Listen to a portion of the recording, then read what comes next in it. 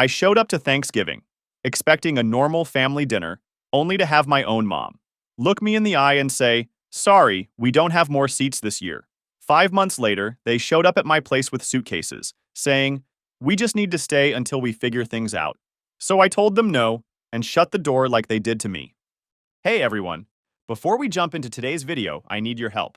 We've noticed the channel is losing some traction, and subscribing is one of the best ways you can support us.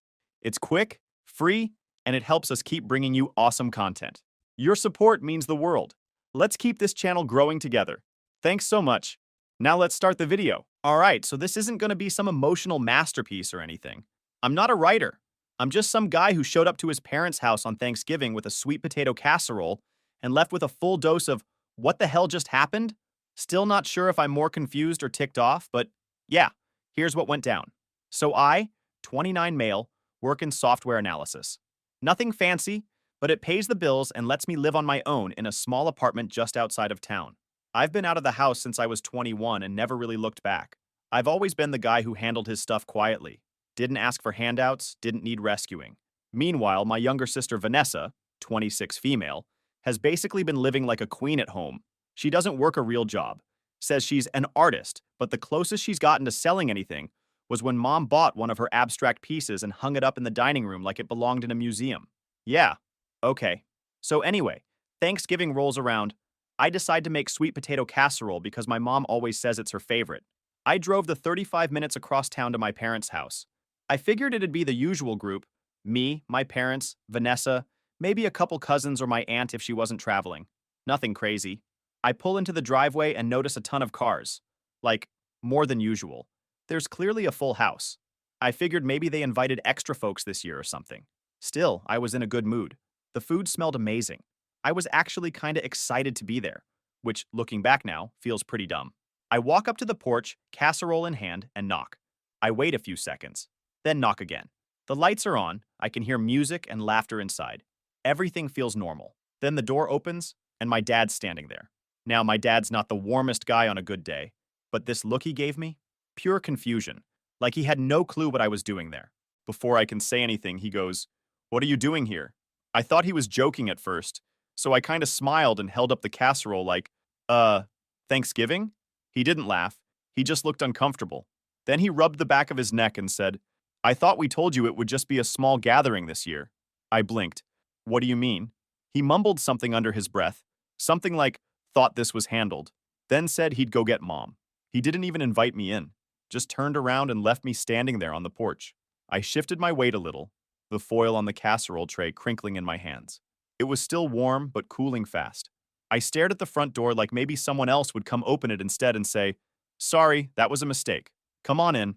Instead, mom came to the door. She opened it just wide enough for her body to block the inside view. I could still hear the clinking of silverware and someone laughing in the background. She gave me this tight, polite smile, the kind you give when someone knocks and you know you're not buying whatever they're selling. I didn't even get a hi or a happy Thanksgiving. She just said, "Oh, I'm sorry, Quentin. We don't have more seats. Maybe next year, okay?" I blinked, thought maybe I misheard her. "What?" She repeated it slower, almost like she thought I was slow. "We don't have more seats." I looked past her shoulder. "You didn't think I was coming?" "We assumed you had plans," she said, like it made sense. "You usually keep to yourself. What are you talking about?" "I texted you this morning." She blinked like that message had been erased from her brain. "Right. Well, I didn't think you'd actually show." I looked past her into the house. People were sitting at the table, laughing, plates full. There were definitely enough seats for more people. Hell, I saw a kid sitting on a booster seat at the end. And I'm not invited? The same kid who's been covering half their bills for 3 years? I couldn't speak. I didn't even know what to say. My mouth opened and closed a few times, but nothing came out. Finally, I just gave a nod, more to myself than them, and walked back to my car. I didn't drop the casserole. I didn't slam any doors. I just got in, set the dish on the passenger seat, and sat there for a few minutes like I needed my brain to reboot. On the drive home, I kept thinking maybe I misunderstood something. Maybe there was some miscommunication. Maybe this wasn't as messed up as it felt. But nah, that was wishful thinking. It was exactly what it looked like. They had a full Thanksgiving dinner, invited everyone but me, and when I showed up, they acted like I was the guy who got the wrong address. I got home, reheated the casserole, and ate it alone on the couch. And let me tell you, it didn't taste like victory. It tasted like being replaced. The next morning was weird. Not sad weird, just off. I woke up later than usual, didn't really feel like doing anything. My phone had no missed calls, no texts, not a single, "Hey, sorry about yesterday," or even one of those fake, "hope you're doing okay" messages. Total silence, which made it worse in a way. Like I wasn't even worth pretending to care about. I didn't plan on talking to anyone that day, but my cousin Natalie surprised me. She knocked around noon with a bag of leftovers, and this look on her face like she already knew what happened. Nat's the kind of cousin who doesn't sugarcoat anything. She'll call out a waiter for giving her the wrong side dish and won't blink. So when she sat down and asked, "What the hell did they pull on you?" I knew she'd heard something. I told her everything. Didn't even need to exaggerate. Just laid it out. Natalie shook her head the whole time and kept muttering, "Unreal," like she was trying not to explode. Then she said something that stuck with me. She goes, "They knew exactly what they were doing. That wasn't an accident, Q. That was a choice." And honestly, yeah, it hit me harder hearing it from her. Because deep down, I already knew that. I wanted to believe it was some mix-up, like maybe they assumed I was going out of town or something. But no, they straight up didn't want me there. And they didn't even have the decency to say it in advance. They just let me drive over, knock on their door, and stand there like an idiot. Natalie also told me Vanessa had been going around saying things like, "Quentin's always so distant, and he probably wouldn't even show up." Which is wild considering I was the one who used to set reminders to RSVP to family stuff, brought side dishes without being asked, and texted every birthday like clockwork. Meanwhile, Vanessa can't be bothered to reply to a group message unless it's about her or includes emojis. Everything about Vanessa has always been treated like it's made of glass. When she failed 2 college classes, Mom said the professors didn't nurture her properly. When she rear-ended someone last year, Dad blamed the sun glare. She gets babied for stuff I would have been grounded for. Meanwhile, I'm the one who's been financially keeping things running for a while now. I've helped with utility bills. I've Venmoed money for groceries. I even co-signed on a small loan so my parents could consolidate some debt. Never once made a big deal about it. I just figured that's what family does, right? Now, I'm seeing it a little clearer. I wasn't family. I was support. I was the guy they called when the car broke down or the fridge stopped working. Vanessa was the heart of the house, and I was the safety net they didn't bother to thank. Natalie even said that at Thanksgiving, she overheard Mom say, "We wanted to keep things peaceful this year." Peaceful. Like I'm the chaos. Like my presence would have somehow ruined dinner. I don't yell. I don't argue. The worst thing I do is ask questions when stuff doesn't make sense. But sure, blame me. That day I just kinda sat in silence. Not even in a dramatic way. Just quiet. I didn't listen to music. Didn't watch TV. I just sat there, looking at the cold casserole in the fridge that no one ate but me. It's funny how fast things start making sense when you stop trying to give people the benefit of the doubt. I started thinking about all the little moments I brushed off before. Like last Thanksgiving, I paid for most of the dinner. Didn't even think twice. Ordered a big smoked turkey, bought the side dishes, even brought extra Tupperware so Mom wouldn't have to wash as many dishes. Then, when it came time for the family photo, they told me to take it. Not be in it. Take it. Vanessa got center spot. Everyone gathered around her like she was the star of the show. I laughed it off back then. But looking at it now, yeah, that was a moment. There was also that time Dad needed a new water heater, and I covered part of it. He said, "We'll pay you back." But that never happened. Didn't bother me much.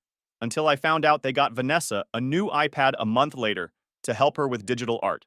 She posted a selfie with it like it was some prize from the heavens. My name didn't come up once. I don't think they hate me. That's not what this is. I think they just don't think about me unless there's a reason to. I'm background noise, useful, but optional. Vanessa is the star, and I'm the guy who shows up with a casserole and gets told to come back next year.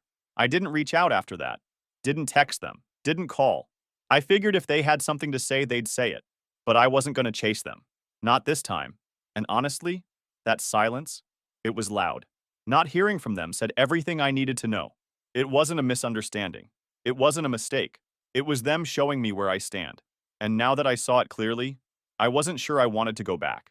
About a week passed after the Thanksgiving incident and the radio silence from my parents. Still no texts, no calls, not even one of those awkward group chat, "Hope everyone had a great holiday" messages that parents love to send with 10 turkey emojis. I figured maybe they were feeling guilty or just avoiding the whole thing until it blew over. I wasn't in the mood to be the first one to reach out, so I just kept to myself and stayed quiet. I wasn't really stewing on it at that point. I'd kind of accepted it for what it was. Then, one afternoon, there was a knock on my door. I checked the peephole and nearly rolled my eyes into next week. It was my mom. No warning. No, hey, can I stop by? Just standing there like she hadn't excluded me from Thanksgiving dinner, like I was the weird neighbor kid. I opened the door, mostly out of curiosity, and stepped aside. She walked in with that same fake calm she always used when she wanted something. You know the one. Super polite, a little too smiley, overly casual like she was trying to act normal but overselling it. She sat down on my couch like it was still her house and gave me the fakest, "How are you, sweetheart?" I've ever heard. I didn't even answer. I just sat across from her and waited. After some forced small talk, "The weather's been strange lately, hasn't it?" She got to the point. "So, about the $900, she said, like she was asking about a package that got delayed. For context, I've been giving my parents $900 a month for the past few years. Started when Dad had a health scare and missed a couple months of work. They were struggling with bills, and I stepped in without even being asked. Just wired the money and told them not to worry. I figured it was temporary, but somehow, just until we get back on our feet, turned into me paying their rent, helping with car payments, and covering surprise emergency expenses that always seemed to show up at the most random times. They didn't ask every month, but it was always implied. It got to the point where if I skipped a month, my mom would send me passive-aggressive texts about how tight things are and how some of us don't have the luxury of a steady income. As if I hadn't been working 50-plus hours a week just to stay ahead. I stared at her. "What about it?" She tilted her head like she didn't understand my question. "You didn't send it this month." No joke. She said it like I'd forgotten to take out the trash or something. Not like I'd stopped sending almost $1,000 to two people who literally shut a door in my face the week before. I sat there, pretty calm honestly, and just said, "Yeah, I know." She blinked at me like that wasn't a valid answer. "Well, why not?" I raised my eyebrows. "Because I don't have to anymore." That's when the smile cracked. Her face dropped for a second. Then she tried to recover, but the energy shifted completely. "Quentin, this isn't something you can just stop doing. We rely on that money. Your father and I have bills. You know how tight things have been." I leaned back in my chair. "Yeah, I do. I also know how tight it was for me last week when I stood on your porch with a casserole and you both pretended I didn't exist." She didn't answer right away, just kind of froze, then let out this breath like I was being overdramatic. "That wasn't personal.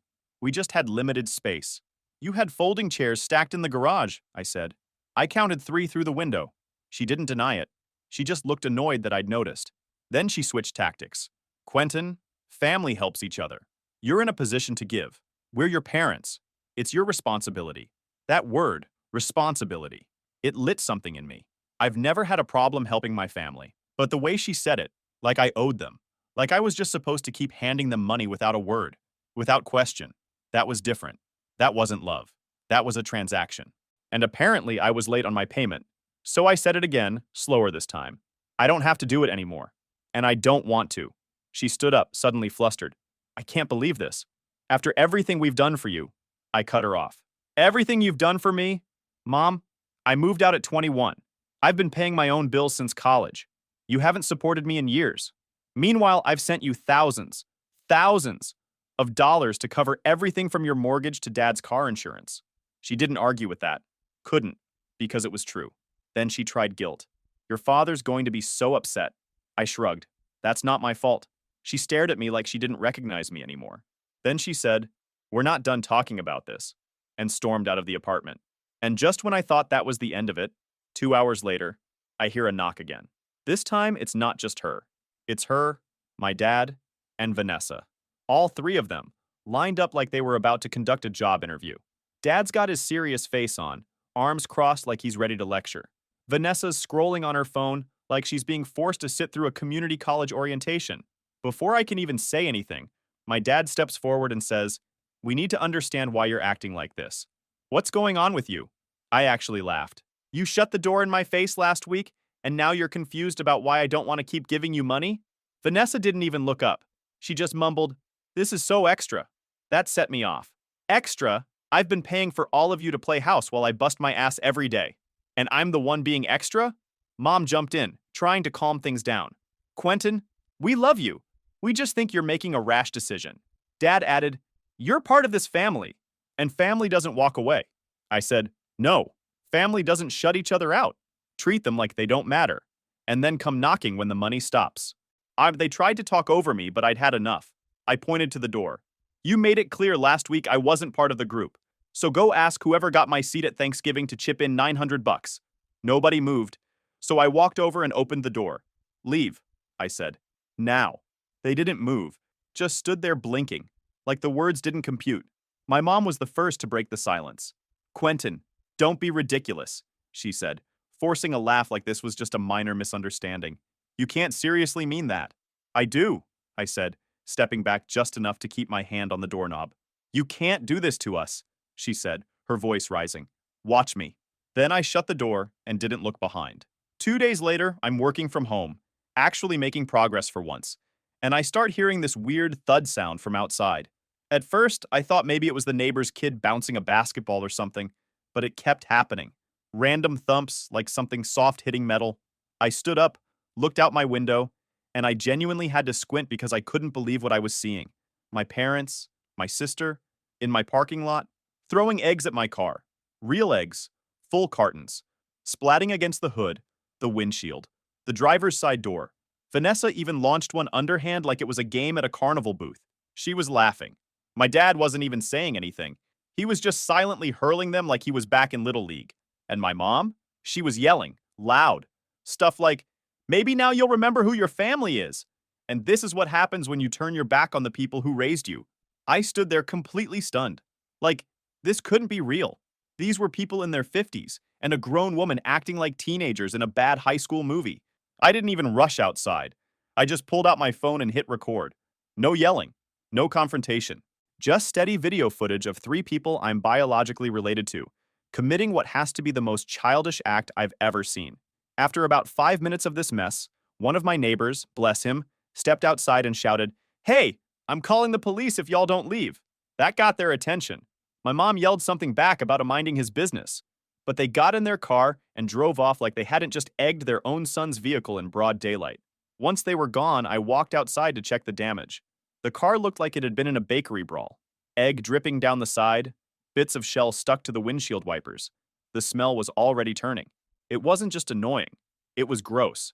The kind of thing that ruins your mood even more when you have to clean it up yourself. But I didn't clean it. Not right away.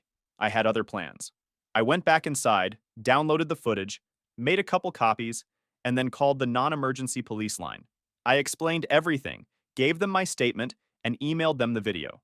The officer on the phone was professional, but I could tell from his tone that he thought it was ridiculous too. "You said this was your parents?" "Yep, I sure did." I also called my insurance just in case the paint got messed up from the eggs sitting too long. Then I called a detail shop and scheduled a full clean for the next morning. Cost me a decent chunk, but it was worth it. I kept the receipt. You'll see why. Later that night, I got the texts. First from my mom. "What is wrong with you? We were expressing our frustration. Not trying to hurt you. You're really gonna go cry to the police over this?" Then Vanessa followed up with a classic, "You're such a drama queen. Nobody even scratched your stupid car." I didn't respond.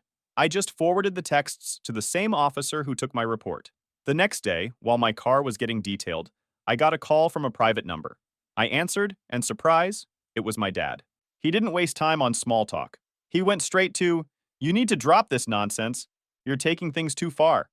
I said, "You threw eggs at my car?" He responded, "And you stopped paying us like we're strangers. That was disrespectful." I actually laughed. "You literally told me I wasn't welcome in the house. Which is it? Am I family or not?" He started getting loud, accusing me of being spiteful, cold, and turning my back on people who raised me. I told him raising your kid doesn't come with a lifetime subscription to their bank account, and that maybe they should have thought twice before treating me like a burden with a checkbook. Then came the final gem. He goes, "This is gonna split the whole family apart." And I said, "You already did that the second you pretended I didn't exist." Then I hung up. I didn't hear from them again that day. But I knew it wasn't over. People like that don't back down. They regroup, then they come back louder. And sure enough, the next morning I got an email from their lawyer. Apparently, they'd received notice of a complaint and wanted to resolve this matter informally, which basically meant, "Please don't press charges. Our pride can't take it." So I wrote back, calm, short, and factual.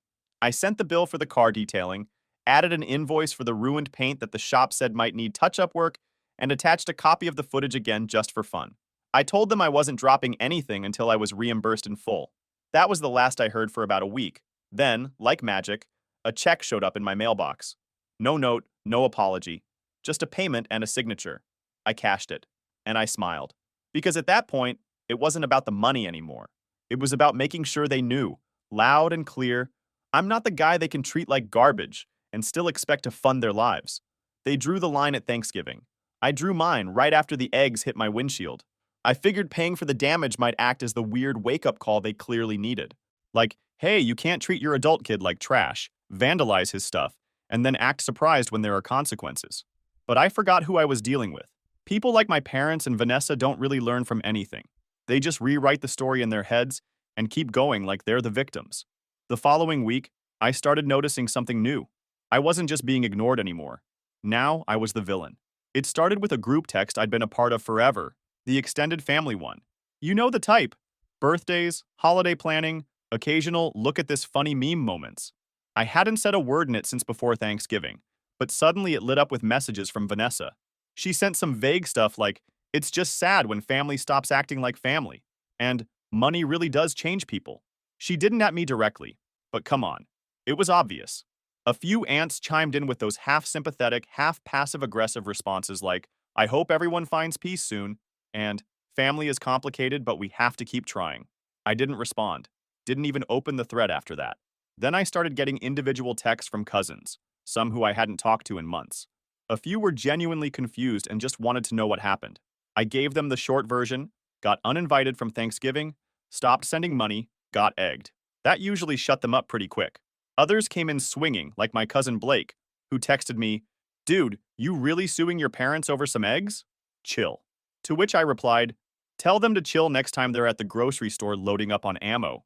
But my personal favorite? Vanessa. She texted me a single message, a crying emoji. Not even words, just the emoji. Like that was supposed to mean something. Like I'd read that and go, oh no, she's sad. Time to Venmo the rent again. I didn't respond. At this point, silence was doing all the talking I needed. And that silence, it drove them insane. You could tell they were waiting for me to pop off or lose it so they could be like, see, he's the problem. But I wasn't playing that game anymore. The messages kept coming. My mom tried calling a few times, left voicemails that started nice and ended snappy. One went, hi, sweetie, just wondering if you'd reconsider, and ended with, I hope you realize what this is doing to your father's health. Vanessa's was just her usual sarcasm masked as deep thoughts. We all make mistakes, but it takes a bigger person to forgive.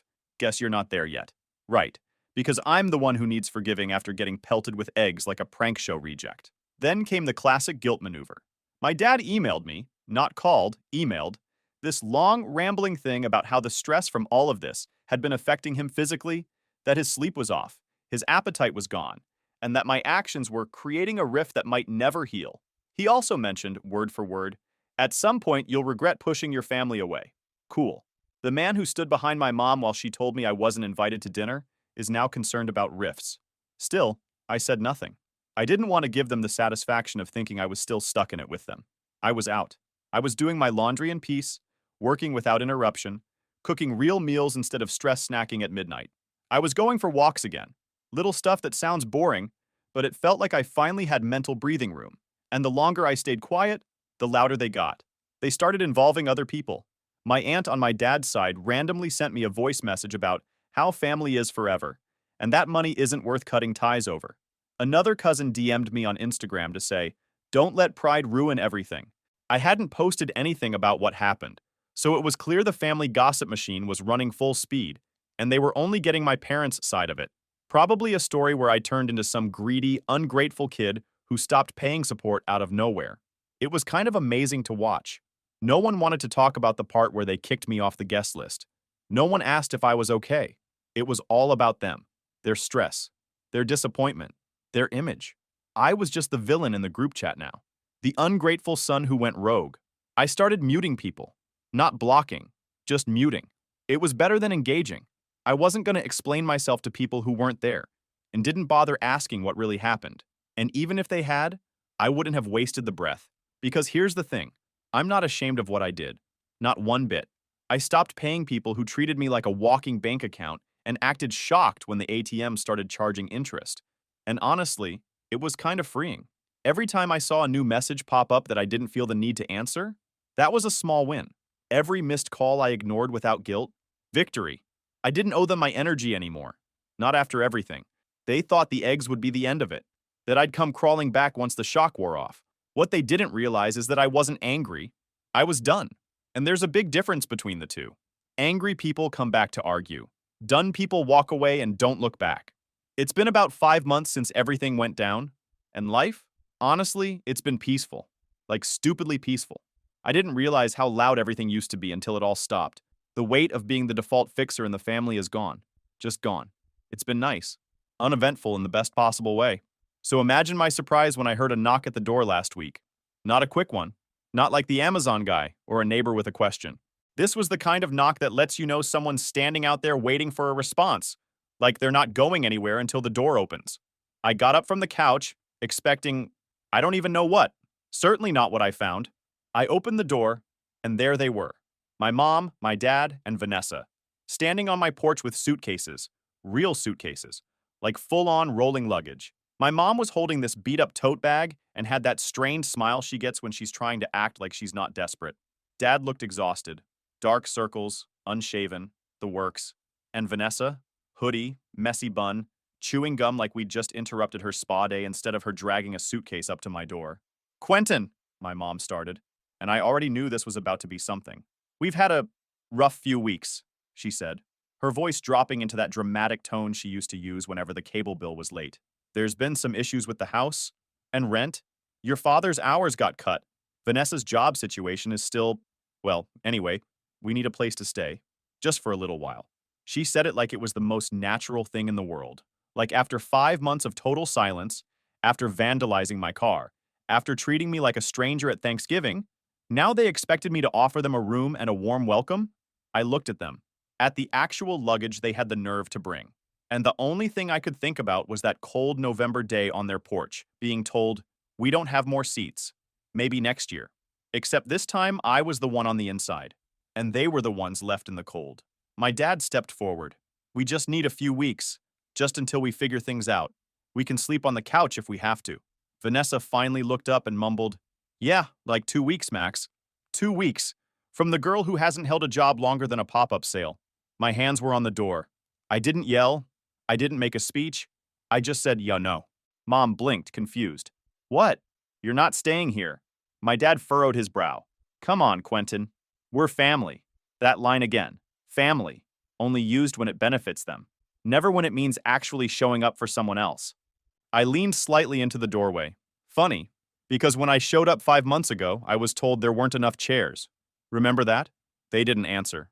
Vanessa sighed and muttered, "Are you really still mad about that?" I laughed. Not loud, not fake, just an honest laugh that came from somewhere deep in my chest. "No, Vanessa, I'm not mad. I'm just done." Mom looked like she was about to cry. "Quentin, please, we have nowhere else to go." I shrugged. "That sounds like something to figure out, but not here." Dad tried again. "Just a few nights." "I don't have room," I said. "We'll sleep on the floor." I nodded. "Yeah, I did that metaphorically for years, while you treated me like an outsider. Now I've upgraded to sleeping in peace." They stood there. Just stood there. No plan B, no backup idea. Just blind hope that I'd fold like always. That I'd say, "Of course, come on in. Make yourselves at home." They genuinely believed showing up with a couple bags would erase everything. The entitlement didn't even feel intentional anymore. It was just ingrained. Like they truly couldn't imagine a version of reality where I'd say no. I gave them one last look. No anger, no pity, just clarity. Then I said, "I hope you figure things out." And I shut the door. Didn't slam it. Didn't lock it dramatically. Just closed it. Quietly. The way they closed theirs on me. I watched through the peephole for a second. They stood there for a minute, not moving, probably waiting for the door to open again. When it didn't, they turned and walked back to the curb, dragging their bags behind them. Vanessa was already back on her phone. I went back to the couch. Picked up where I left off in my book. The house was quiet again. Later that night, I got a text from an unknown number. It was probably Vanessa. All it said was, "You'll regret this." I didn't reply. I just deleted it. Then I set my phone down, looked around my little apartment, and exhaled. For the first time in years, the door that used to only swing one way finally closed, and it's staying that way.